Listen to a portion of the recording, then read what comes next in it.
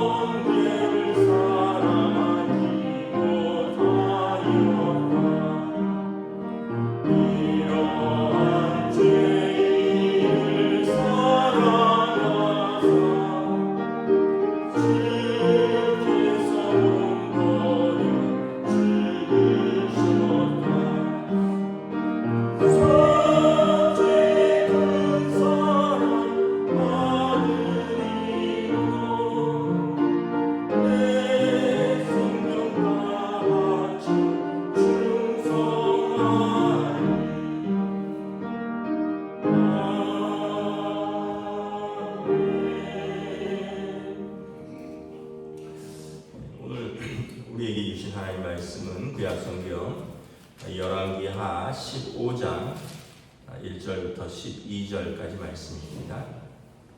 열왕기하 15장 1절부터 12절까지 말씀입니다. 다 찾으신 줄 알고 저 여러분들이 한 절씩 교도하겠습니다. 이스라엘 왕 여로보암 제27년에 유다 왕 아마샤의 아들 아샤야가 왕이 되니 그가 왕이 될 때에 나이가 16세라 예루살렘에서 52년간 다스립니다. 그의 어머니 이름은 여골라이라 예루살렘 사람이더라. 아사랴가 그의 아버지 아마샤의 모든 행위대로 여호와 보시기에 정직히 행하였으나 오직 산당은 제거하지 아니하였으므로 백성이 여전히 그 산당에서 제사를 드리며 분향하였고 여호와께서 왕을 치셨으므로 그가 죽는 날까지 나병 환자가 되어 별궁에 거하고 왕자 요담이 왕궁을 다스리며 그 땅의 백성을 치리하였더라. 아사랴의 남은 사적과 행한 모든 일은 유다 왕 역대 지략에 기록되지 아니하였느냐. 아사랴가 그의 조상들과 함께 자매 다윗성에 그의 조상들과 함께 장사되고 그의 아들 요담이 대신하여 왕이 되니라.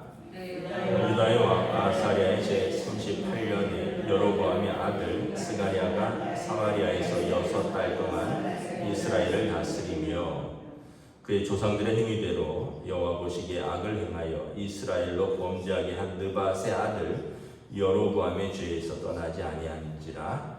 야벳의 아들 산울이 그를 반역하여 백성 앞에서 쳐 죽이고 대신하여 왕이 되니라. 스가랴의 남은 사적은 이스라엘 왕 역대 지략에 기록되니라. 여호와께서 예후에게 말씀하여 이르시기를 내 자손이 4대 동안 이스라엘 왕이 있으리라 하신 그 말씀대로 과연 그렇게 되니라. 아멘. 할렐루야. 네, 오늘도 새날을 주셨습니다. 하나님께서 은혜와 평강으로 함께 해주시기를 축복합니다. 계속해서 이제 우리가 남유다와 북이스라엘의 그 왕들의 이제 기록들을 보고 있는데요. 오늘 15장 1절부터 7절에 보면 먼저 남유다 왕이 누구인가? 이제 아사랴가 왕이 되었는데 16세 왕이 돼서 52년간 다스렸더라. 그런데 이제 이 아사랴는 3절에 보면 아버지 아마샤의 행위를 따라서 여호와 보시기에 정직히 행하였다. 그런데 4절에 보면 여전히 산당은 제거하지 못하였고, 그러니까 이거는 이제 아마 뿌리 깊은 어떤 그 문화와 또 저항이 있어서 뭐 이것까지 완전히 제거하지 못했지만 그래도 하나님 보시기에 정직히 행했다 이런 평가가 있는데 이제 후반부에 보면 왕을 하나님이 치셔서 나병 환자가 되어서 별궁에 거하고 그의 아들 요담이 왕궁에서 이제 백성을 치게하니라. 그래서 후반부가 좀 좋지 못한데 3절에 그 2절에 보면 52년간 다스린 것은 그 아들 요담과 함께 다스린 기간이 포함되어 있습니다. 아버지가 살아 계신데 문둥병이 걸렸으니까 별궁에 거하고 격리돼야 되고 별궁에 거하면서 이제 아들 요담이 그 다스린 그 기간이 포함돼서 52년간 다스렸습니다. 이 아사랴가 왜 하나님이 그를 치셨는가 하면 이제 우리가 성경을 보면 이제 병행 본문이라고 하는데 예를 들어서 뭐 마태복음의 어떤 사건은 마가복음이나 누가복음의 같은 사건을 기록해서 읽어보면 참고가 되기처럼 이 열왕기상하는 역대상하를 같이 기록되어 있습니다. 그래서 역대상하의 기록을 보면 열왕기상하를 또 보충할 수 있고 또 서로 그런 내용들이 있는데 역대상하 26장에 보면 이 아사랴 왕은 이제 사울 같은 죄를 저지릅니다. 전쟁에서 승리하고 나라가 부강해지니까 교만해져서 제사장의 일을 침범합니다. 자기가 성전에 들어가서 자기가 분향을 하다가 하나님께서 진노하셔서 그에게 징계를 내리시는 거죠. 사울 왕도 그랬죠. 사울 왕도 처음에는 순종하고 또 사무엘을 멘토로 해서 영적 지도를 잘 받고 하나님께서 사울을 통해서 나라를 굳건하게 세웠는데 사울 왕이 이제 점점 교만해지고 그리고 강해지면서 블레셋과의 전쟁을 앞두고 사무엘 선지자가 오기 전에 자기가 이제 제사를 드리죠. 그래서 이제 구약 시대는 그 역할이 명확하게 구분되어 있죠. 왕의 역할, 제사장의 역할이 구분되어 있는데 이 아사랴 왕도 이제 그 제사장의 그 영역을 침범해서 성전에 들어가서 분향을 하다가 하나님께서 진노하셨고 그가 나병 환자가 되었고 남은 삶은 나병 환자로 살다가 그리고 죽게 되는 것을 볼 수 있습니다. 우리가 항상 깨닫게 되는 게 겸손한 것이 우리 자신을 위해서도 덕이 되고 또 우리 모든 사람에게도 덕이 된다. 하나님께서 겸손한 자를 세우시고 교만한 자를 징계하신다. 레바논의 백향목 나무가 제일 먼저 이렇게 꺾인다 그러잖아요. 왜냐하면 나무가 잘나니까 그 나무를 제일 먼저 벌목해서 이제 쓰는 거죠, 여기저기. 근데 이제 또 그런 표현이죠. 못생긴 나무가 산을 지킨다. 못생긴 나무는 사람들이 그냥 놔두는 거죠. 그래서 산에는 보면 곧게 자란 잘생긴 나무들은 이제 자라는 족족 그냥 베어져서 벌목돼서 뭐 건축 자재로 쓰이고, 이게 어떤 비유일 뿐이지 뭐 그렇다고 해서 그 나무들이 있어야 되죠. 그래야지 또 필요한데 쓰이니까. 그런데 이제 한 비유로 레바논의 백향목이 제일 먼저 벌목되고 못생긴 나무는 산을 지키는 것처럼 우리가 흔히 말하는 또 이 아샤랴 왕처럼 잘 나갈 때, 힘 있을 때 이렇게 교만해서 우리가 월권하고 또 하나님 앞에서 교만하면 하나님이 그를 꺾으셔서 하나님의 살아계심과 인간은 지극히 약한 피조물이라는 것을 드러내시는 것을 볼 수 있습니다. 그래서 왕이 나병환자가 되어서 죽는 날까지 별궁에 거하였다. 52년을 통치했지만 어느 한 순간부터는 아들이 통치하고 그냥 나병환자로 별궁에서 산 것을 볼 수가 있습니다. 8절부터 12절은 북이스라엘의 왕인데 예후 왕조의 마지막 왕입니다. 여로보암 2세의 아들 스가랴가 사마리아에서 왕이 됐는데 6달 동안밖에 통치하지 못합니다. 왜냐하면 9절에 그의 조상들의 행위대로 여호와 보시기에 악을 행하였다. 그래서 이 북이스라엘의 어떻게 보면 나라를 갈라서 나간 첫 번째 왕 여로보암 1세의 죄에서 떠나지 아니하였다. 북이스라엘의 왕들은 계속해서 우상 숭배의 죄 가운데서 떠나지 못하는 것을 볼 수 있습니다. 결국 10절에 보면 살룸이 그를 반역하여 백성 앞에서 쳐 죽이고 대신하여 왕이 되니라. 이 스가랴는 6개월만 왕위에 있다가 죽었는데, 반역으로 죽었는데 자신만 죽은 것이 아니라 이제 그 왕조가 끊어집니다. 하나님께서 예후 왕조에 대해서 예후를 통해서 이제 오므리 왕조죠. 이 아합 왕가를 끊어내셨는데 예후 왕이 이제 또 우상 숭배와 또 교만으로 나가니 하나님께서 예후에게 이제 또 예언을 하셨는데 너희 왕조는 4대까지라. 그래서 오늘 본문에 보면 이제 예후 이후에 이제 그 아들들이 이제 4대를 거치면서 그의 4자손이 이제 스가랴까지 4자손이 거치면서 하나님의 예언이 성취되는 것을 바라봅니다.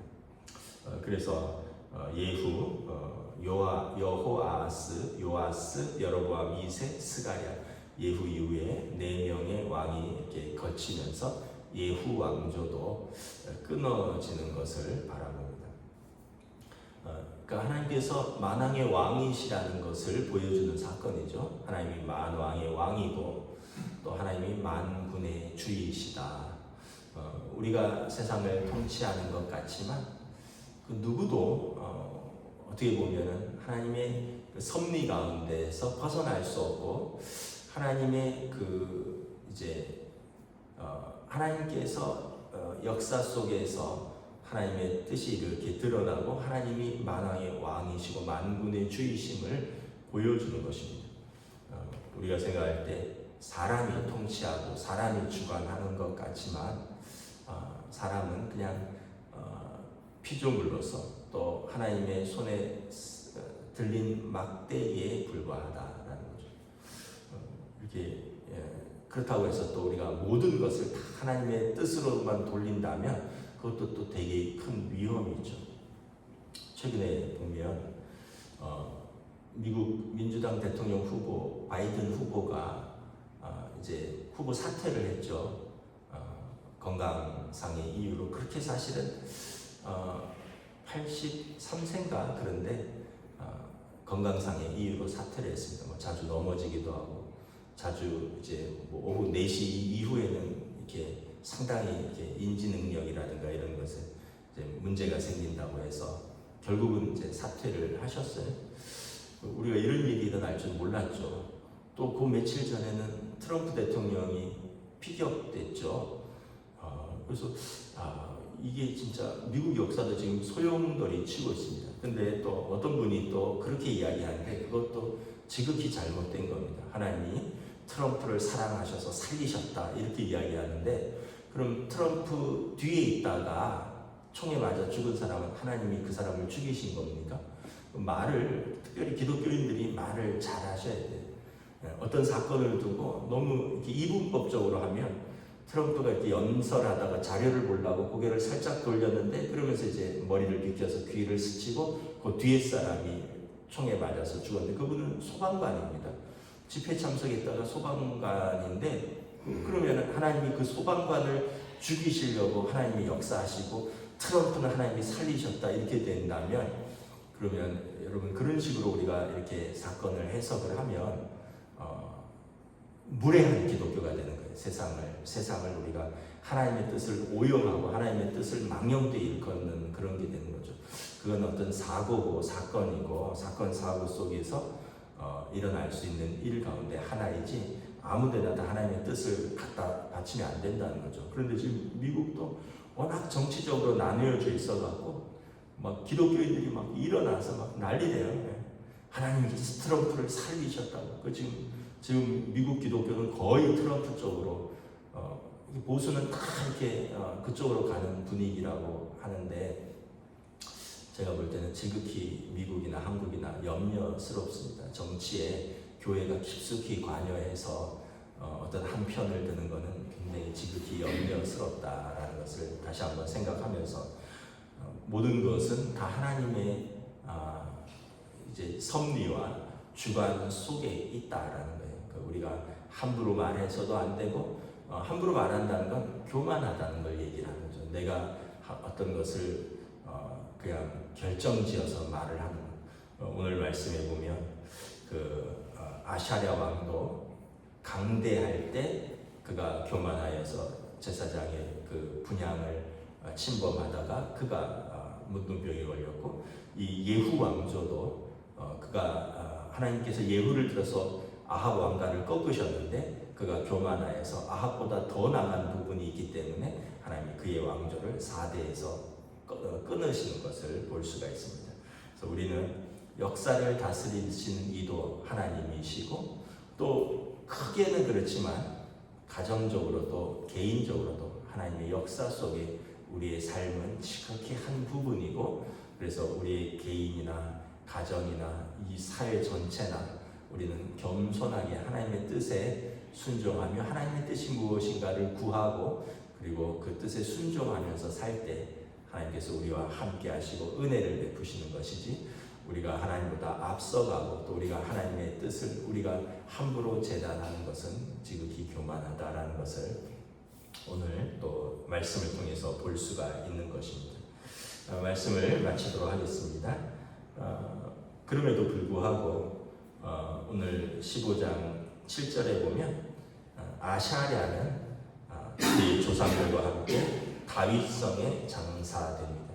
다윗 언약이, 다윗과 맺은 그 언약을 하나님이 신실하게 지키시는 것을 볼 수 있습니다. 그럼에도 불구하고 하나님의 언약, 하나님은 신실하셔서 그 언약을 지키신다. 우리와 예수 그리스도를 통하여 맺으신 그 언약, 우리가 실수도 있고 연약하고 날마다 넘어지기도 하지만 예수 그리스도를 통하여 하신 그 언약 안에 우리가 그 믿음 안에 붙들어 있으면 그 언약은 우리에게 신실하게 하나님께서 지키시는 그 믿음을 붙들고 오늘도 살아가는 저와 여러분 되시기를 우리 주님의 이름으로 축복합니다.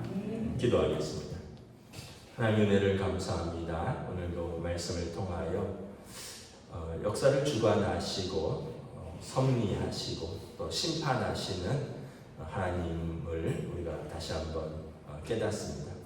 인간의 왕들이 때가 되면 왕위에 오르고 또 때로는 강성하기도 하고 때로는 쇠퇴하기도 하는데 언제나 보면 강성하고 부강할 때 교만하여 하나님의 징계가 있고 그리고 악한 왕들은 하나님께서 반드시 꺾으시는 것을 볼 수 있습니다. 우리가 언제나 겸손하며 하나님의 뜻에 또 우리가 순종한다면 하나님께서 우리를 또 우리의 삶의 자리에서 또 역사 속에서 우리를 쓰시지만 우리가 교만하고 또 하나님의 뜻을 벗어나면 하나님께서 언제나 꺾으신다는 것을 깨닫고 오늘도 우리는 겸손한 삶, 또 하나님의 뜻을 구하는 삶, 또 하나님의 뜻에 순종하는 저희들로 인도하여 주시옵소서. 감사를 드리오며 우리 주 예수 그리스도의 이름으로 기도드리옵나이다. 아멘. 하늘에 계신 우리 아버지의 이름을 거룩하게 하시며 아버지의 나라가 오게 하시며 아버지의 뜻이 하늘에서와 같이 땅에서도 이루어지게 하소서. 오늘 우리에게 일용할 양식을 주시고 우리가 우리에게 잘못한 사람을 용서하여 준 것 같이 우리 죄를 용서하여 주시고 우리를 시험에 빠지지 않게 하시고 악에서 구하소서. 나라와 권능과 영광이 영원히 아버지의 것입니다. 아멘.